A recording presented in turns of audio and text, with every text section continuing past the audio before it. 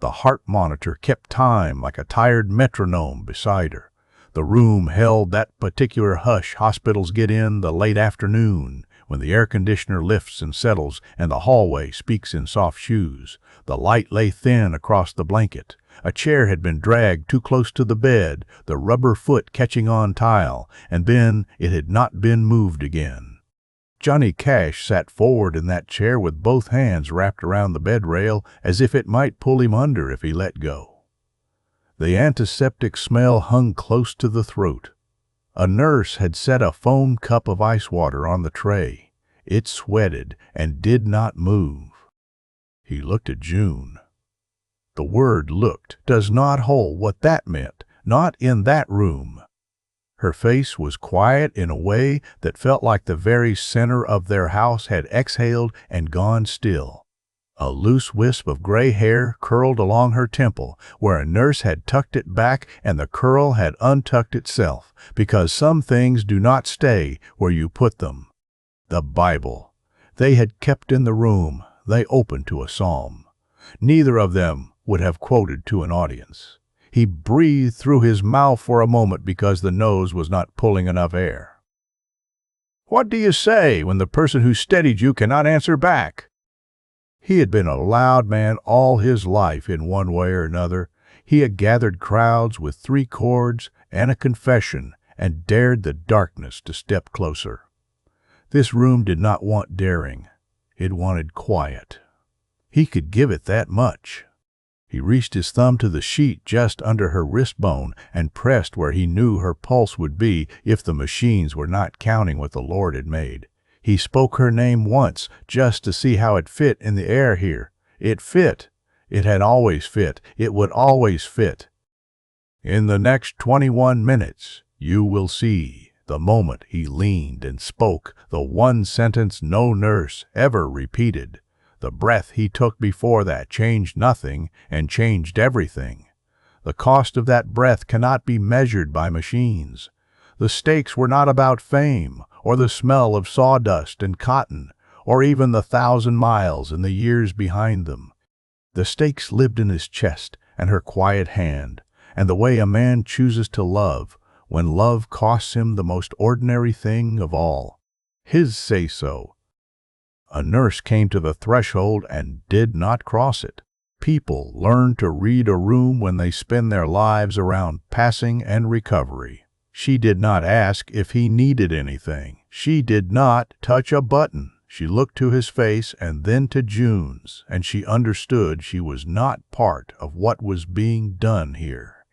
She remembered the old gospel songs drifting down a hallway once upon a time when this couple made a hospital seem like a living room. She closed the door until the noise from the corridor fell away into a thread and then into nothing. He had not taken off his black coat. It seemed foolish, and he did not know why he needed to wear it, but he did.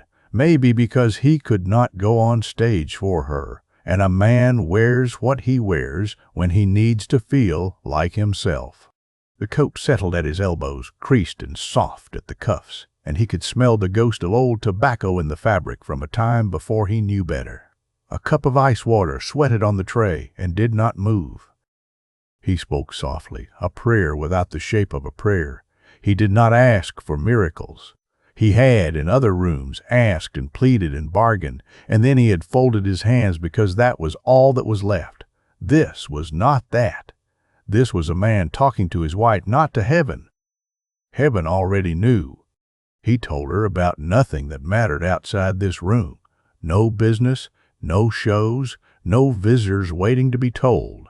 He told her about the way the light fell on the lake that morning in Hendersonville, how the gulls skittered like paper scraps on the surface when the wind pushed, how he had heard a frog start up at the fence.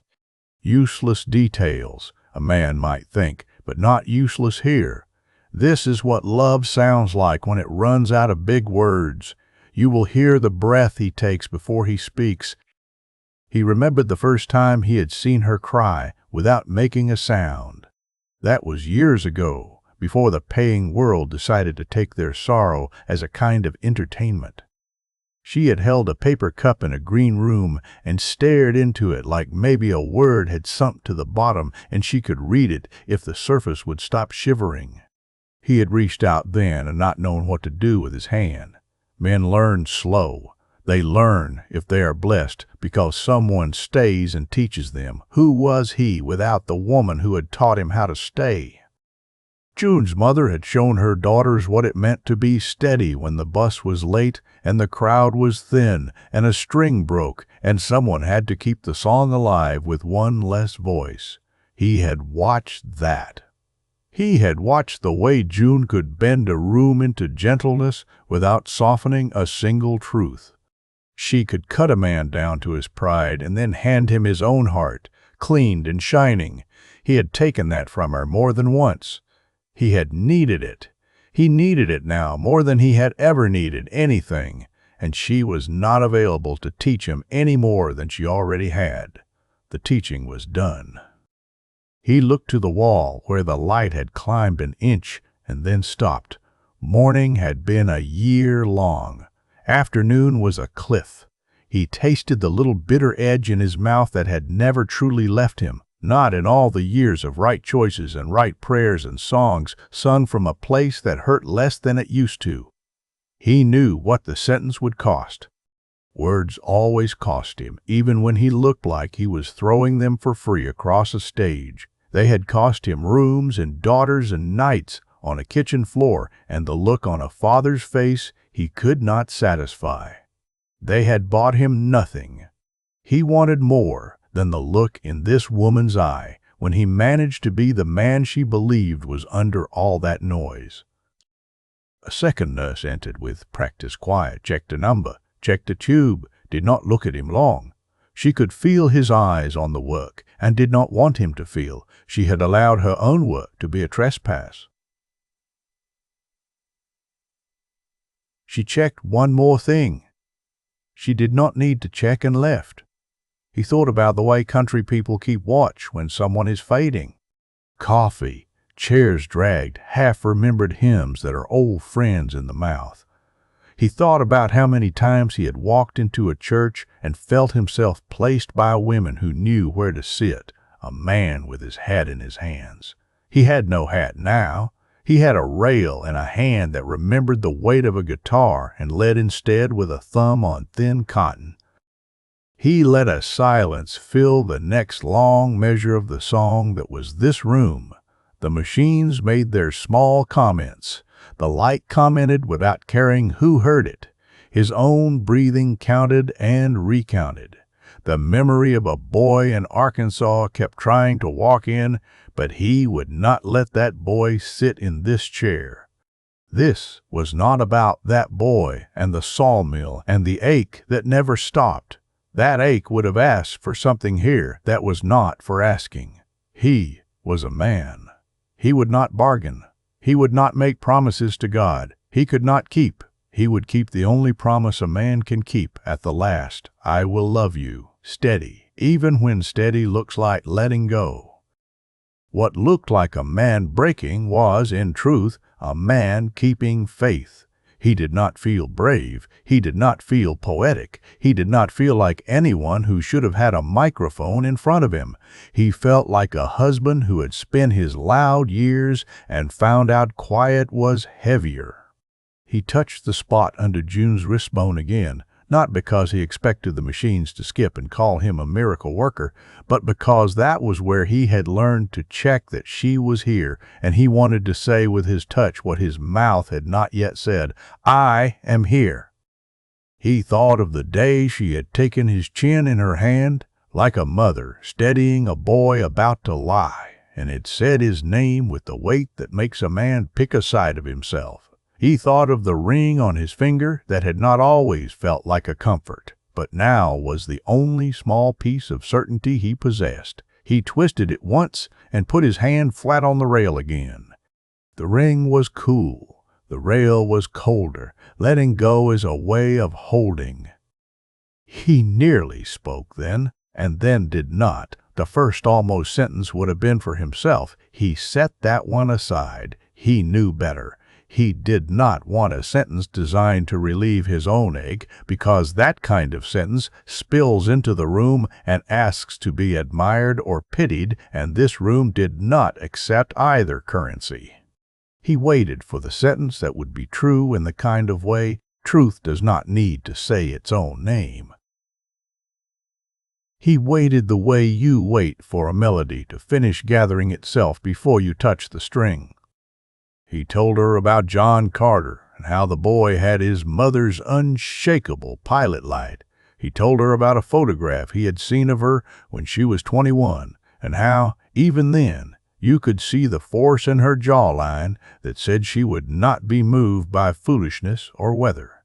He told her about the color of the hallway paint and how he hated it, and it did not matter. He told her about the bird he had heard that morning, as if naming small things might keep the large thing from stealing the whole room. The nurse at the desk looked up at a light and then down again. Someone down the hall laughed once too loud at something unimportant and swallowed it back. The cup on the tray gave up another bead of water and sent it down the side into a little ring where it met the cardboard. He breathed in. "You will hear the breath he takes before he speaks." He leaned slow, because age and illness and simple fear make leaning a longer act than it used to be.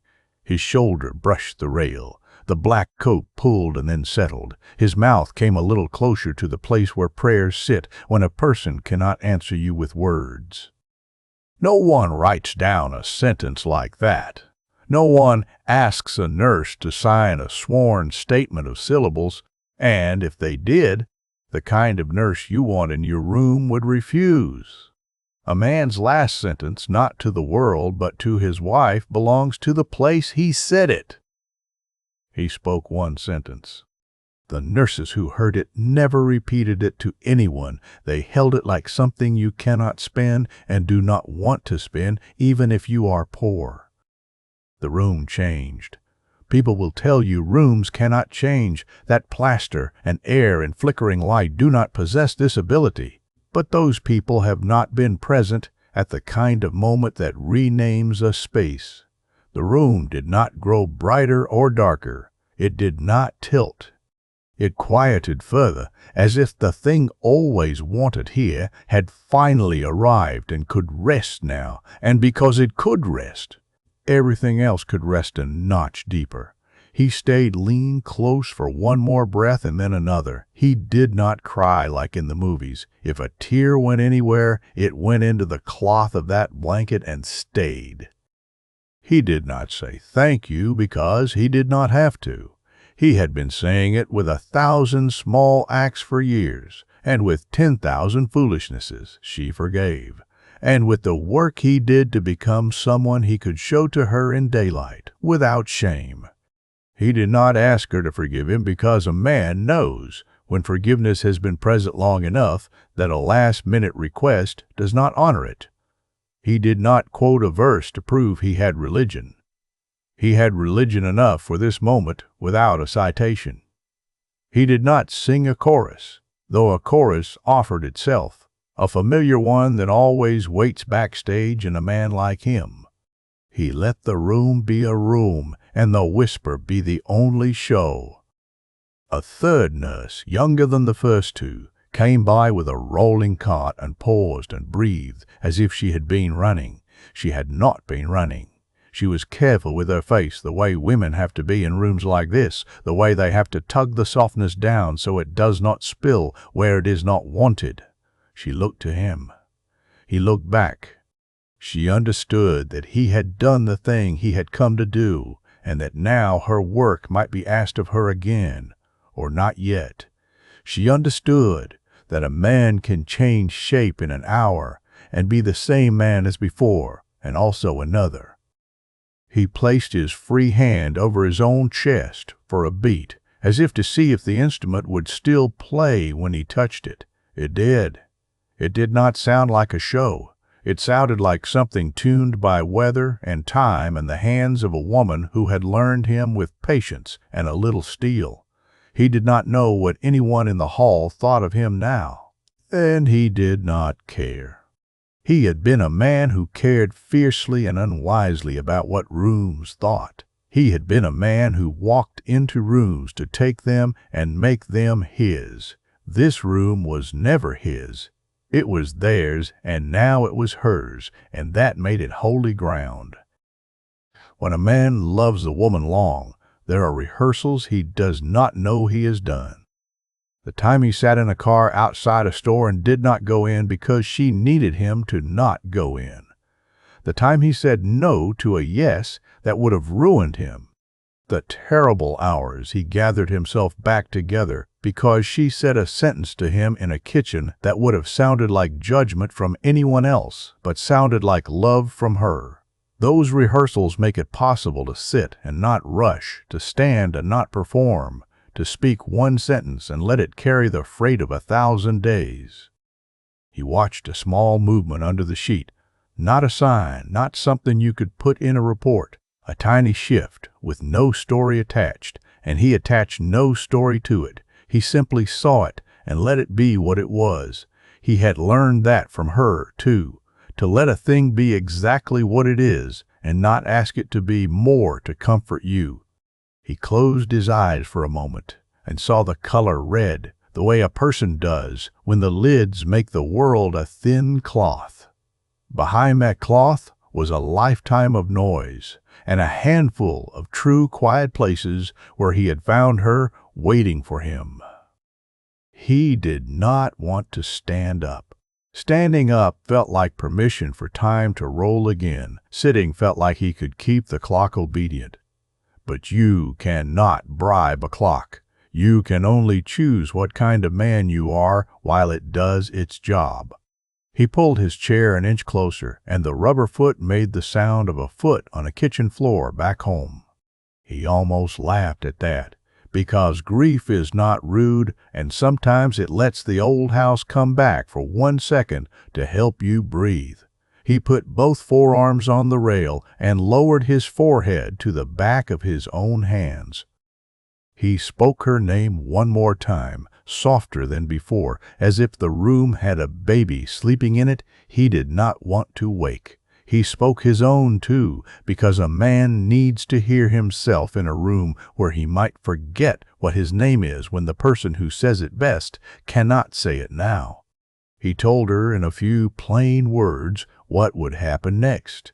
Not the machines and the forms, not the phone calls and the cars, but the small hours he would keep, the things he would do because she had trained his hands for them. He was not promising greatness. He was promising to remain a man.